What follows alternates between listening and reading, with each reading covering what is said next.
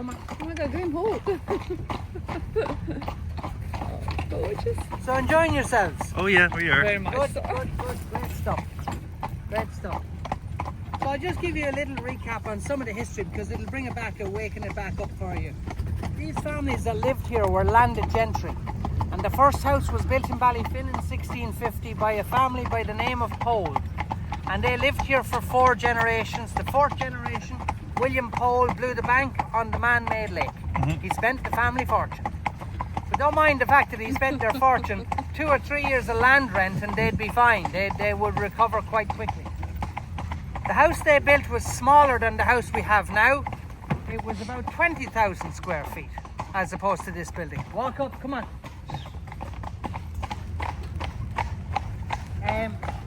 And when William Pole passed away, he died in 1782. Walk in, walk in, walk up, walk up, walk up.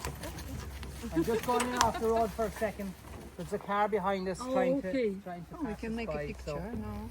If you came in a shorter driveway down here, you still had this fantastic view of the house. The view is amazing. You know, with these houses, there was no back of house. Every room had views of the lawn and woodland landscaping and water features. Yeah. Yeah. So even to this day, as staff of the building, we enter this house through an underground tunnel, just for the privacy of your morning coffee, looking out across the lawn. So Is it possible to do now? Let's walk up. Come on. So that's the old avenue into Ballyfin before the Coote family came along. Ah, okay. And that's the avenue they created then during their time here. Walk up, up, Oh. up, up. So that's the old avenue.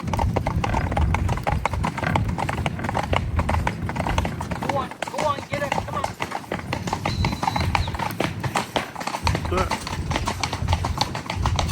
In there is a little rose garden. Originally that started life as a grapery to grow table grapes. Then it became a rose garden.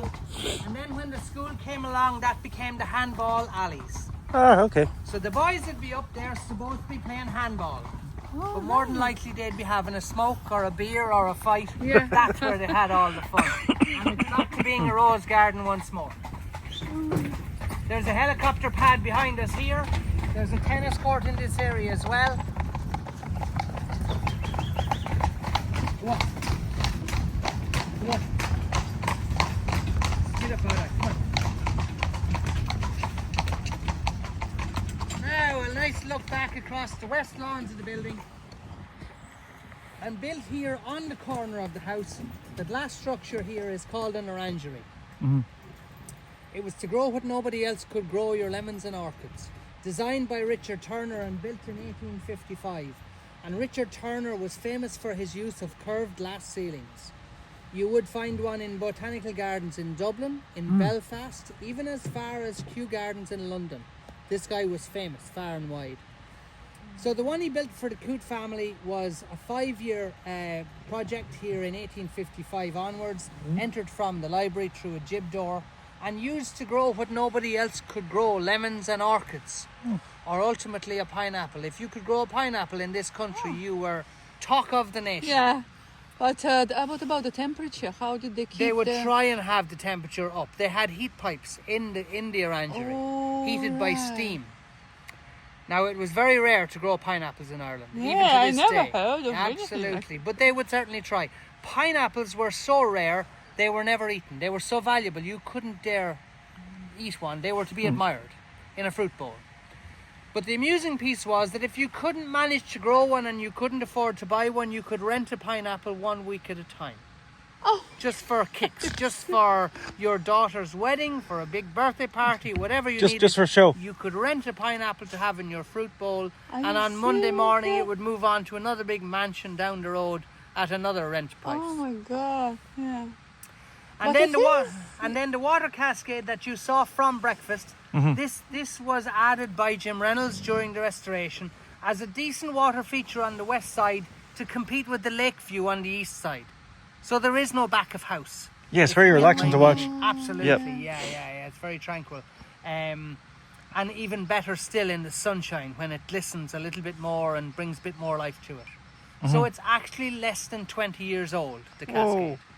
The temple here on top of the hill, built the same time, designed by John O'Connell as a little seating area to enjoy your glass of champagne or a good book or a picnic or an engagement. It reminds me of a Greek, It's a Greek mini. theme, absolutely, yes. A Greek temple. Yes, like a mini Acropolis. Yeah, very many. Yeah. This is good. This is all over the place. Walk up, come on. But.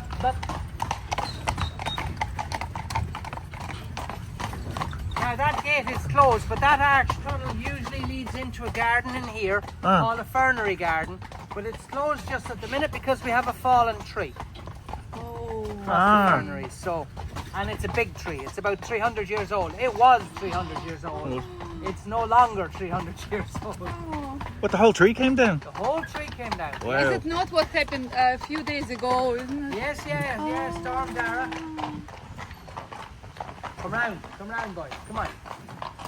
So you see, the arch tunnel went underneath here, into the fernery, on the way up to see the tower on top of the hill. And the reason it went underneath this road was because this road was a farm bridge. And on the bridge you had horses and cattle, and maybe least of all working class people.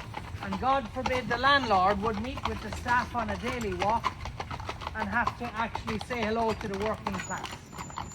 So that's the pathway through the fernery and on up past the water feature and on up to the tower.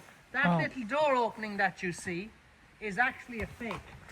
It looks like a tunnel that went to the tower or down to the gate or whatever. And all the stories had that, but there were no actual tunnels. Come on.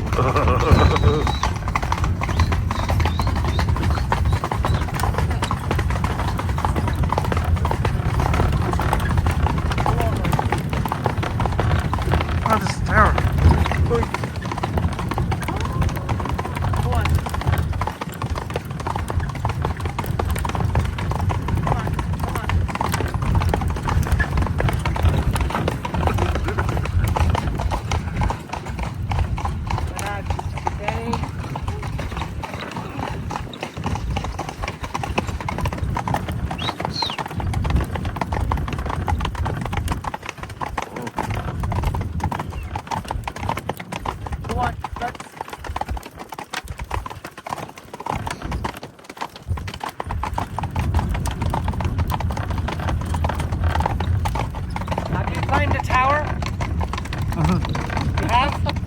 No, we haven't been there yet. How old is it? Been here. No. Okay, well, how old would you think it is?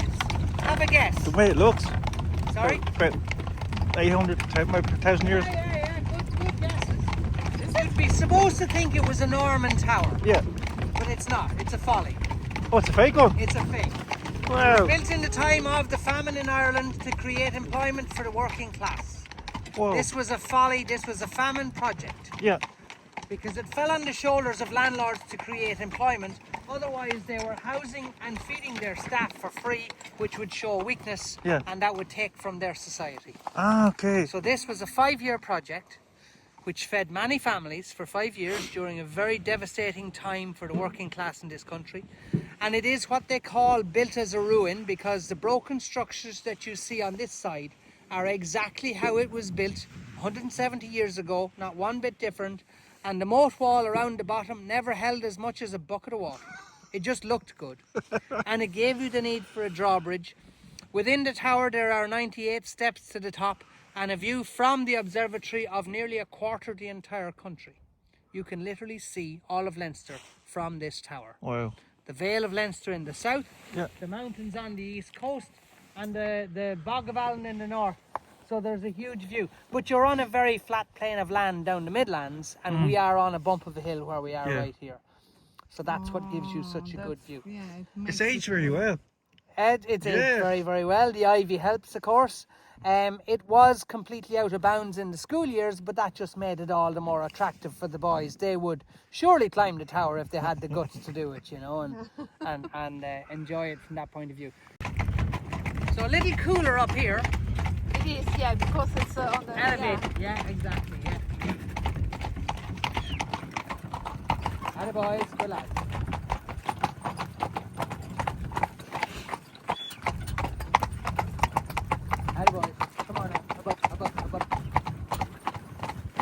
meadow grass on Ballyfin is only cut once a year, one cut of hay, completely organic hay, good for your horses and your cattle. But this system means that there's no real sense of agriculture. You know, that it's a sleepy, peaceful meadow atmosphere all year round, and it's only cut for hay once a year, and that's it till next year. So that's what you get with this system. And it means that people that would be out here horseback riding or hiking across the fields, you can go more or less wherever you want. There's no real restrictions of agriculture or cattle in the fields and that type of thing. These are my other horses out here on top of the hill. This is Kit on the left, she's Oscar's mum. Pepper over by the pole, that's Oscar's girlfriend. And the red mare is Tilly, that's the youngest of them all. She's a breeding mare. Oh, okay. So do they take turns? They take turns, absolutely. Yeah. That's good. Yeah. So I was thinking. They rotate every now and again. Absolutely. Yeah. Keeps the wheels going around. You haven't trained very well. The good lads get very used to their job. In actual fact, one of the parts of training these horses is to change the routine as often as you can. Ah, okay. Otherwise, they get too complacent, too set in their ways. You know? In here on the left end, you have a little man-made piece of water here called the mill pond. And it originally poured water from here through. The garden team found this area and rediscovered it about 10 years ago, brought it back under control and brought it back to life. Have you been in here? No, not yet. No. So what you'll need to do is grab a golf buggy, come back up here and park here, go between these two pillars, in behind the bamboo, and it's all there for you to see. That's a very, very strange little garden, but it's well worth a look. It's like a rockery garden, is it? Or? Like a rockery garden, yeah. And then you can drive the buggy into the kitchen garden here, which is 5 acres, or you can walk into the upper garden there, which is 3 acres. I think we walked here, Graham. Fruit, flowers. Maybe you've been in this garden, have you? I think we were there. I'm not too sure on that one. Because I remember the wall, you know, the walking. But well, these two areas provide fruit, flowers, vegetables for the house. You know, it's all about sustaining the kitchen as best possible, but it doesn't produce everything because it's now a hotel kitchen, and the garden was designed for a house kitchen. Yeah, so very different situation. yeah.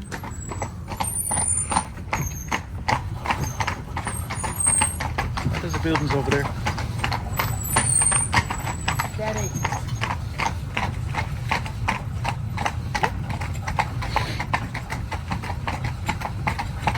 So lots of little carriages for the families that work here to live in, or lots of little houses, I should say, for the families to live in.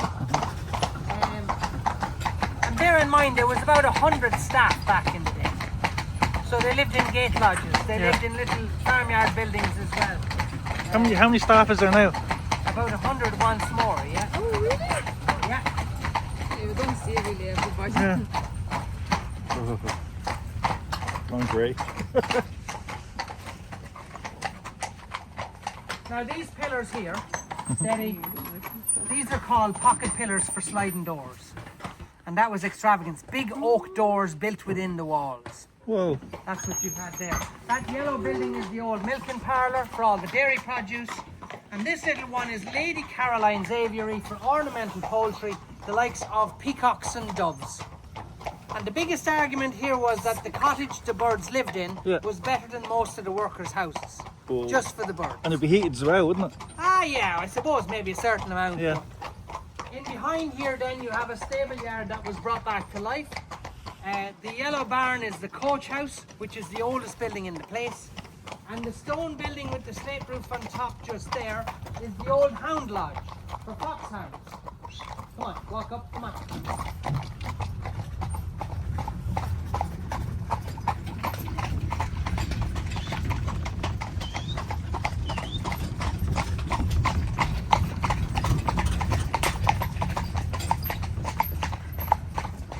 Back of that woodland there on the top of the other side of the hill is a little log cabin called a picnic house. Ah, you heard about that? You heard about that? Yeah, I've seen the pictures. It looks lovely. It's a lot of fun. I think you told us last night about it. It's got a stove inside for heat in the winter. It's got a glass front on it that opens up in the summertime. Steady, easy.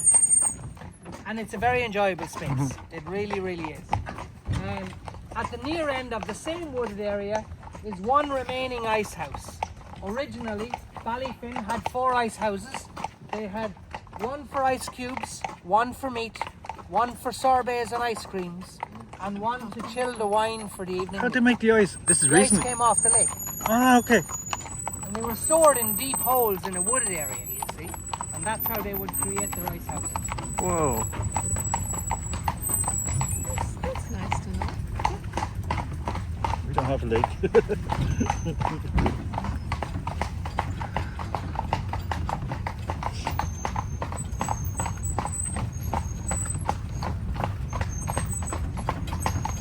Looks like I have no teeth.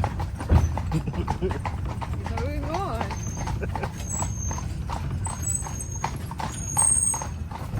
Why are you so white, man? Yeah, do I? Maybe I will try another So one. folks, this avenue on your left-hand side here was the Coot Avenue. It came through a nice wooded area from the gates that you came in along on your arrival. Ah, okay. But this was their approach to the house. This stand, hold. And Jim and Fred thought this was a little unusual because you approached the house on the corner. Yeah. Kind of corner on. The motto with these old buildings was that you should see nothing until you see everything. The grand reveal, in other Yeah. words. So Jim and Fred recreated a piece of the older avenue out there in the field, which brought you with a view of the lake at first. And then you turned that last corner out there behind these trees to see the house front on. So the motto was correct and you get a better view of the house on arrival. And that's why they made the change. That was your favourite view, wasn't it? Yeah. Yeah. Yeah. I think so anyway. So it's like a teaser, really, isn't it? You go in. It is, Yeah. it is, yeah. You don't see anything, you're constantly wondering, gosh, the house must be around the next corner, and eventually then it comes into view. Oh, are they turning? Yeah, there. Yeah, we're going Oh, down they're this one down here now. so smart. Good lads. So Attaboy. clever. You want to buy a horse now, don't you? No. Where's home for you? Out in Hout. In Holt. Near Very Dublin. nice. So it's by seaside, so it's nice. Far away. Ah, lovely spot. Yeah.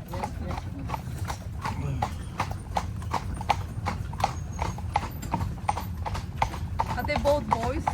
Both boys, Ben and Oscar.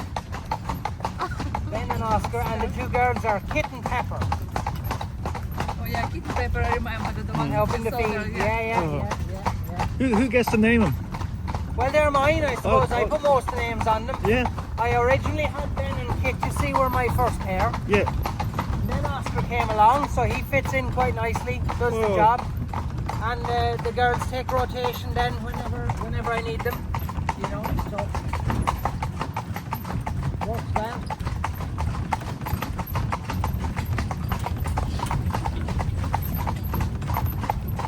Have you been here long yourself? I'll be 14 years here in the spring. Oh. So, and you see, I'm a carpenter by trade, so I should have went back to the building sites, but this is my passion, I suppose. Yes, really. it's more. So, It's nicer, isn't it? yeah, be careful what you wish for in life, I suppose. That's the lesson That's learned very there. true. True. Yeah.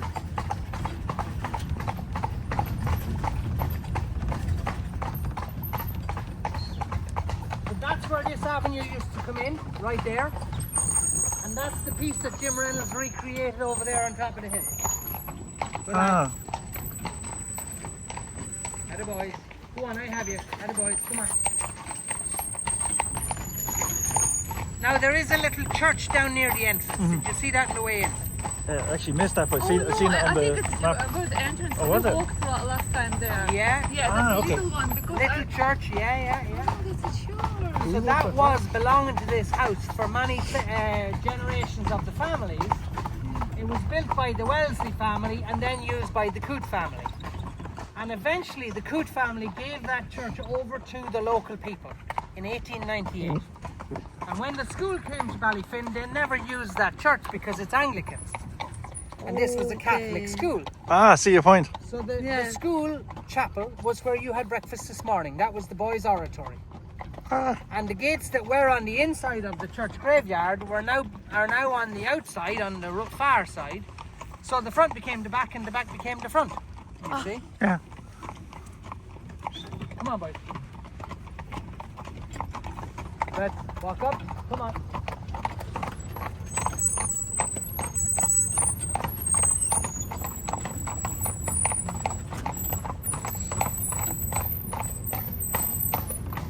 Do you have any trips to do today? This is my third one. Yeah. And that's it, then they're finished now for the evening. Ah, okay. And they got one tomorrow, that's Jerry. Jerry's on carriage duty tomorrow. So I get a day off. Yay! You probably deserve it.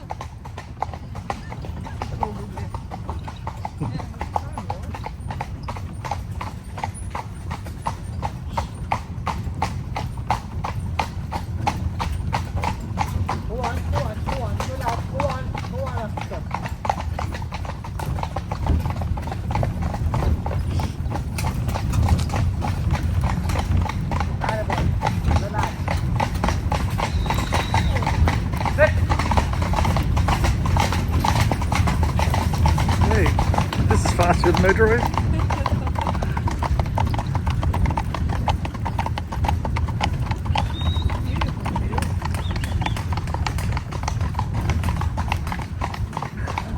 Go on, walk up, come on. This is the far side of the lake, because the house is over there. Yeah. Yeah, we're behind the lake. We're actually below water level right here. Yeah. Because this is the dam they built across the end of the land here to trap the water to create the lake area. Walk up, steady, hold up. Now if you stand up in the carriage, you'll get a great photograph from here. Because you now get to see the water, you see. Oh, that's a nice picture. Now you can also see from here, the building to the right hand side was added by the school, built in 1928. They bought Ballyfin for £10,000 in 1926, and that school building cost £9,000 in 1928. So that tells you how cheap they bought the place for. When it was built, it was taller than the house with a flat roof. It was a functional building, but it looked incorrect in architecture. So during this restoration, Jim and Fred reduced the height of that building, and they gave it the old style roof structure with false chimney pots on top, just in keeping with the old architecture. And that side of the house now has 5 bedrooms on top floor, a ballroom on ground floor, and the pool and treatment rooms in the basement. So it's a very usable part of the hotel. That's the original school, isn't it? That's the original school. But as the school developed to become a day school, it moved up onto the hill. Ah, okay. Into the old stable yard became new classroom buildings at that point. Now, there are boats in the boathouse. You're welcome to go boating or fishing on the lake. This end of the lake is about 40 foot deep. Where the swans are is very shallow, only about 6 foot deep. And the other end of the lake is about 25 feet deep. So it's quite varied from one end to the other. But the depth of a man-made lake did not matter.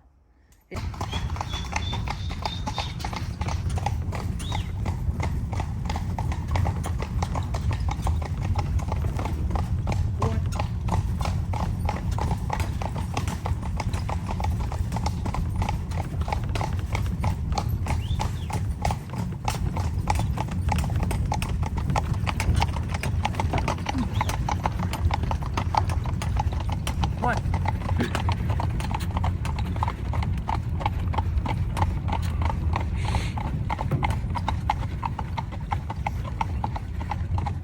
If you happen to be out here early in the morning or late in the evening, you would often see the wild deer come out of the woodland. Oh, there's deer here as well? Graze on the meadows. Yeah, there's plenty of deer here. Probably 50, 60, 80 deer here any day of the week. They come in off the mountain, especially in the winter time, and they have good grazing here on the fields. So yeah, it suits them just fine. Yeah. He doesn't have deer in the menu, does he? Occasionally, but not these deer. Ah, okay. Very cruel. I know.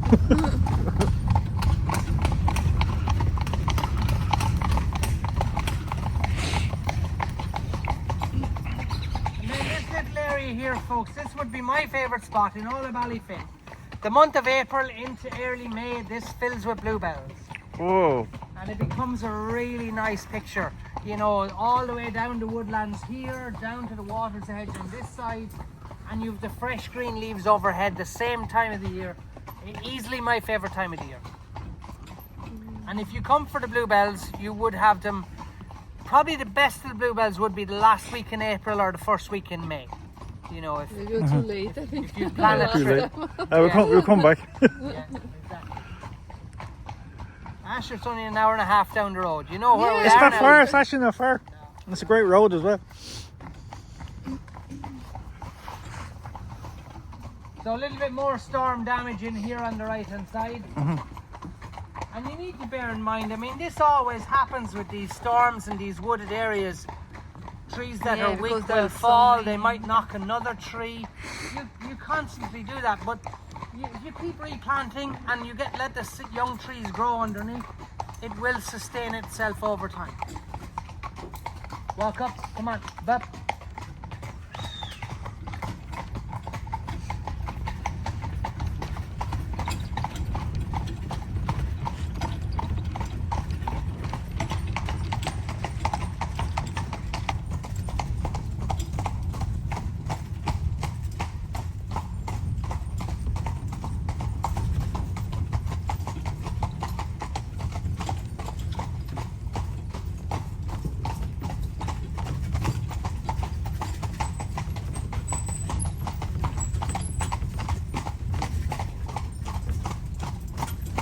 The old path around the lake just there, which takes you all along the water's edge back to the boathouse.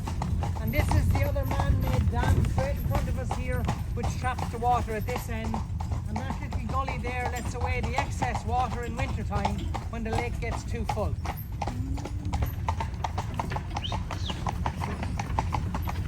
And over in the corner then you have a man-made island, simply because if you're going to have a man-made lake, you've got to have a man-made island. You see, one goes with the other.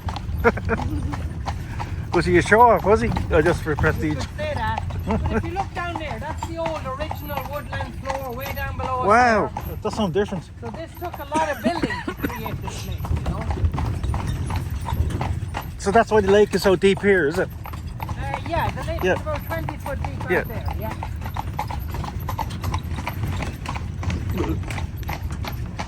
Water that comes in off the mountain comes in that corner over there underneath the foliage.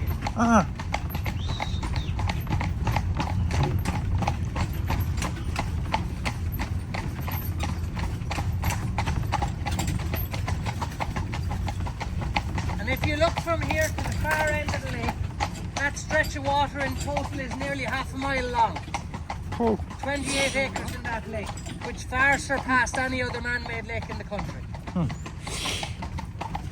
Well, lads, walk up, come on.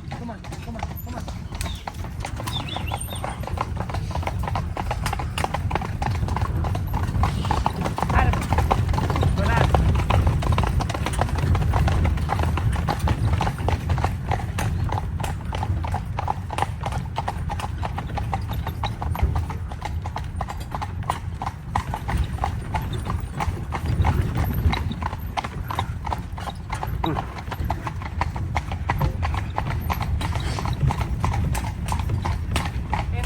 Woodlands, then you get wood sorrel, wood anemone, wild garlic, you know, all the old Irish woodland stuff. And then out here in the field you have the serious piece of the tour, because this over here on my left is a sacrificial altar table.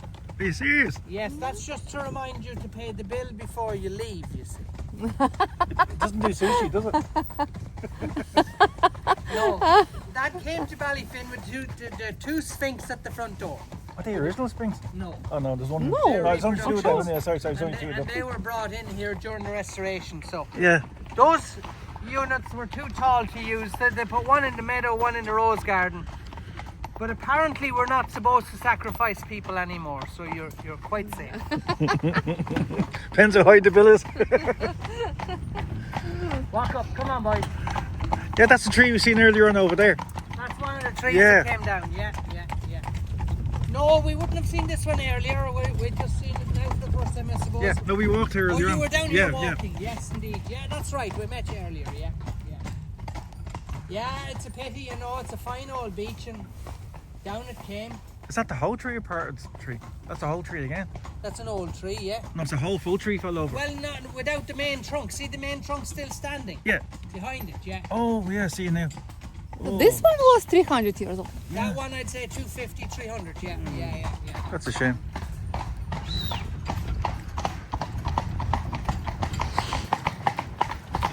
Walk on, come on, hop up, good lad. And then you have a nice beech tree looking out across the lake. And then up up here on the left-hand side, you have a feature called the grotto. Yeah, we were there. Oh, you went there today. Is that fairly old or? It's not that old. Oh. It's the same age as the lake, built in the 1750s. Ah. But it's built as a becheveled garden room with no real architecture and a leaking, miserable, damp roof to it, or ceiling, you know. This was for stories in the afternoon. So guests of the family would go around the lake for a walk. They'd have a story or two in here.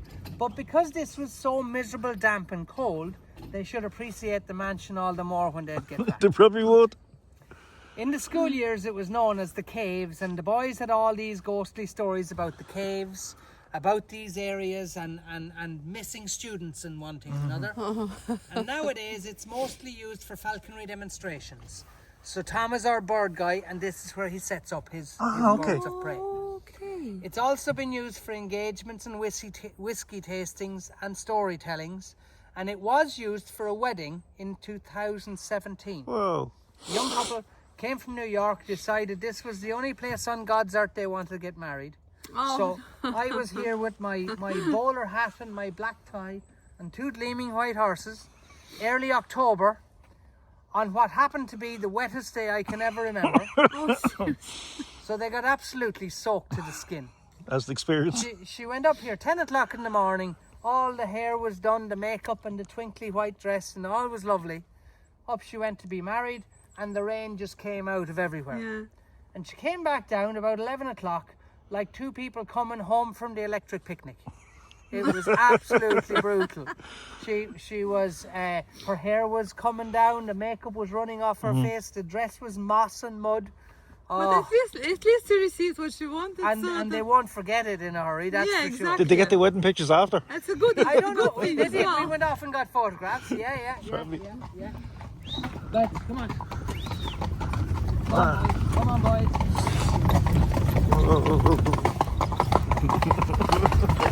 I need to hold this. Go on, get up, come on. Go on.